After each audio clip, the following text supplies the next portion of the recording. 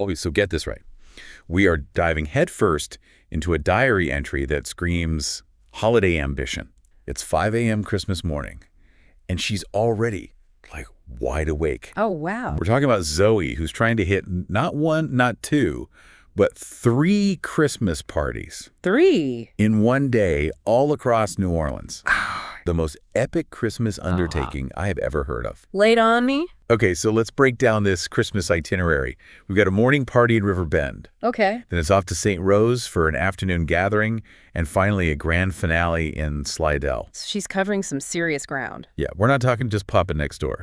This is the full-blown New Orleans Christmas triangle. And don't forget New Orleans traffic. That adds a whole other layer of complexity to this adventure. Oh, absolutely. Well, You've got to factor in the traffic, potential weather hiccups, and let's not forget the emotional baggage she's carrying to each stop. oh my God. Talk about a Christmas marathon. Right? Yeah, that's intense. So each party is like a totally different scene, right? Like you've got family, you've got friends, you've got Yeah, different vibes. different vibes. Yeah, and it's so interesting to just see how she's like trying to manage all of these different Relationships. yeah, expectations all in a single day. In a single day, it's crazy. Yeah. So her first stop is Aunt Marcy's Creole Christmas, Okay. which is in River Bend. Nice. But here's the thing. What's that? She's bringing 7 pounds of shrimp.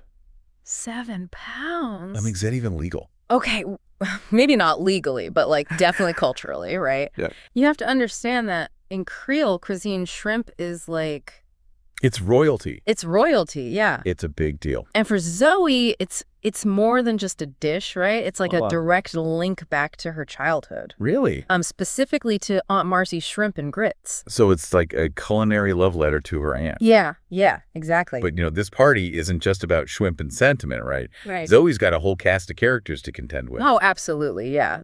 There's Aunt Marcy, of course, the queen bee of the family. Like queen bee. And then her daughter, Kendra, Okay. who, according to the diary, is embroiled in like some sort of pandering scandal with the mayor. Ooh, What exactly that entails, we don't know yet. that's juicy. But yeah, we'll see. Plus, there are some out-of-towners, right? Molly, Bonnie, and someone named Yo-Yo.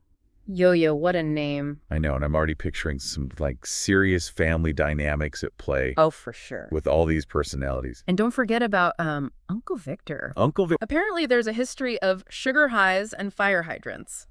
Okay, now hold on. What's going on with that? I know, Zoe's a bit vague on the details. A little vague. But it sounds eventful, to say the least. Okay, that's definitely going on the potential for disaster list. For sure, yeah. But what really struck me is how close Zoe's mom is to Aunt Marcy. Oh, yeah. Even though they're half-sisters. Yeah, and I think it's really interesting, too, that you pointed out that they have different fathers, and that adds a whole other layer because, we often think of family as being people who come from the same background, who look the same, who have the same, kind of cultural touchstones, and the story really challenges that. One of the things that really struck me about the story was the way that the narrator talks about their mom's decision to embrace Marcy as family. Mm-hmm. It wasn't just something that happened by default. It was a conscious choice that she made. Right. And that choice is really powerful, especially when you consider that they have different racial backgrounds, too. Exactly. Like, there are all of these things that on the surface could have divided them,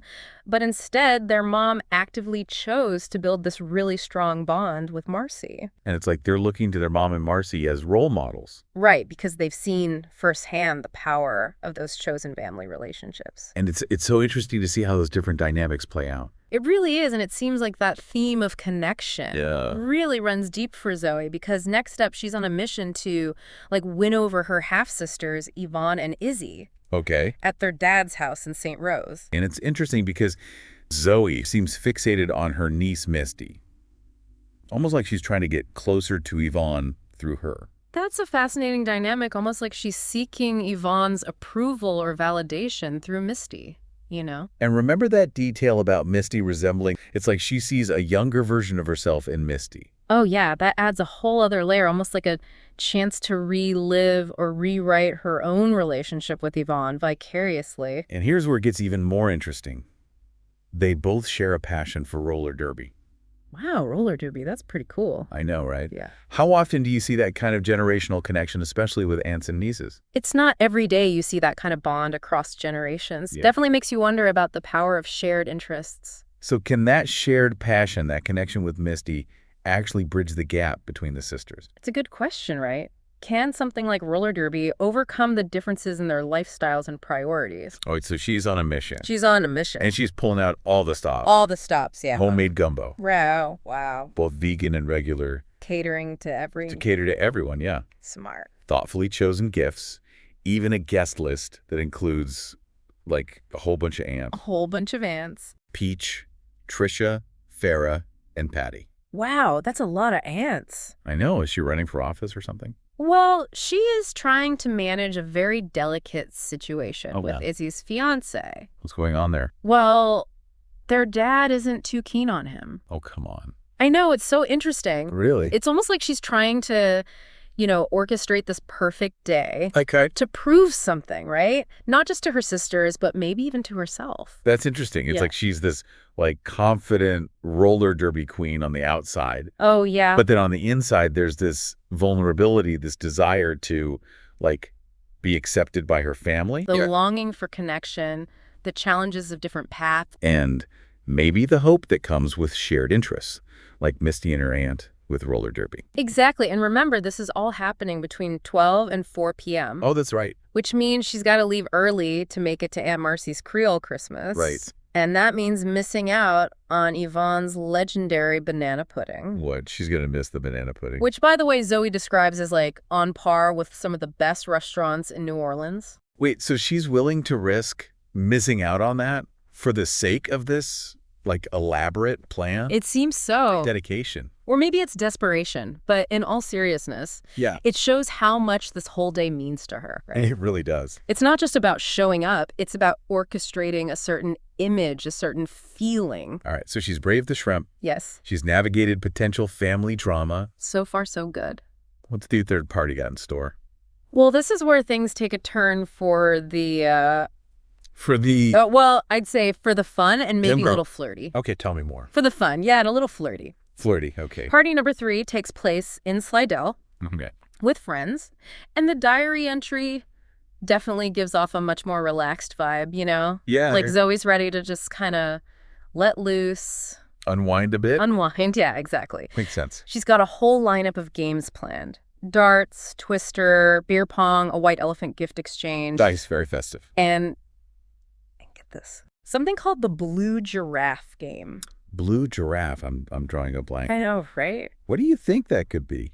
Honestly, I have no idea. Zoe doesn't really elaborate. No, she doesn't. So we're left to just, Use our imagination. our imaginations. Exactly. Maybe it's some kind of inside joke with her friends. Could be, or like a completely made-up game. Right. Or maybe like a drinking game. Ooh, a Zoe original. Yeah, that she invented. A Blue Giraffe cocktail. Okay. All right. I like where this is going. Whatever it is, it definitely sounds like, Zoe's ready to kind of Let loose. let loose. Yeah, have some fun after all that family time. After all the shrimp and the ants. The ants, exactly. Oh, and speaking of fun, Yes. there's also a potential love interest in the mix. Ooh, tell me more. Ryan. Ryan. Okay. Zoe mentions that she thinks he has a crush on her. A Christmas crush. I know, right? That's cute. So cute. And she seems open to, like, exploring it, even with her, like, insane schedule. That's interesting. It really makes you wonder what it is about this Ryan guy that's caught her attention. What is it about Ryan? Maybe he's just what she needs after all the pressure of those first 2 parties. Yeah, like a little lighthearted fun, a little romantic spark. Exactly. And I wouldn't be surprised if that spark ignites during a certain game of Twister. Oh my gosh, stop. Can you imagine? Zoe and Ryan all tangled up in a pretzel of limbs and holiday cheer. Oh, that is so awkward, but like in the best way. In the best way. Yay. Totally. It's like that awkward in the best way kind of scenario. Exactly. But, it's interesting when you think about it, What's that? this potential for romance, and you compare it to how she was feeling earlier, like with her sisters. With the half-sisters. Yeah, she seemed almost like desperate to please them, to kind of like prove herself. Right. But with Ryan, there's this sense of like, Ease. yeah, openness. Maybe it's because like with her friends, she can just be herself. Totally. Like there's no need to like impress. Perform. Yeah, she can just relax. Exactly. And it makes you think about, the different roles we play in different social circles. Oh, for sure. Right. We present different versions of ourselves depending on who we're with. Like we're constantly code switching Yes. between various family Zoey, friend Zoey, roller derby Zoey. Right, and maybe love interest Zoe is about to make her debut. Maybe so. Yeah. But, stepping back for a second, Yeah. it's incredible how much Zoey has, like, packed into one day. I know, it's a lot. 3 completely different parties, each with its own set of dynamics, Challenges. potential for Heartwarming moments or complete disaster. complete disaster. It's true. And, what ties it all together? What's that? It's that need for connection we were talking about earlier. Oh, absolutely. Whether it's through, shrimp and grits with her aunt or, like, orchestrating the perfect family gathering or letting loose with friends. And maybe finding romance. Yeah, and maybe even finding a little romance. I mean, Zoe's clearly someone who thrives on, like, those close bonds with people. She really does. It's like she's on a quest for connection. On a quest. I like that. And even though her plan is a bit, Over the top. over the top, chaotic at times, A little chaotic. there's something really admirable about her determination to make those connections happen. It's a good reminder that the holidays aren't always about, picture-perfect moments. Right. They're about showing up for the people you care about, Exactly. even if it means, like, juggling multiple commitments. Navigating tricky family dynamics. And maybe even risking a fire hydrant mishap or two. Maybe so. But here's the thing. 3 parties in one day.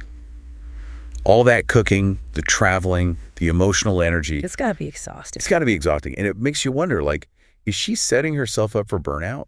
That's a good question. Is it even possible to, like, give your full attention and energy to 3 different groups of people In a single day? in a single day, right? That's the question. It makes you think about the balance between, Ambition and self-care. self-care, especially during the holidays. Yes. When we often feel pressured to, like, do it all. do it all, right? Be Wonderful. everything to everyone. So Zoe's story is, like, more than just a fun deep dive into, like, one woman's crazy Christmas.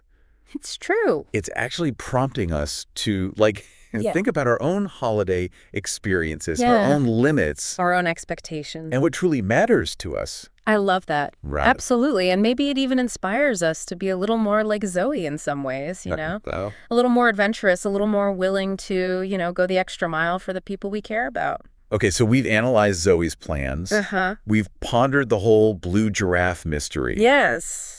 And we've even speculated about, like, a potential twist or romance. All the important stuff. But the big question remains, What's that? did she actually pull it off? Well, her diary entry ends rather abruptly. So we're left in suspense.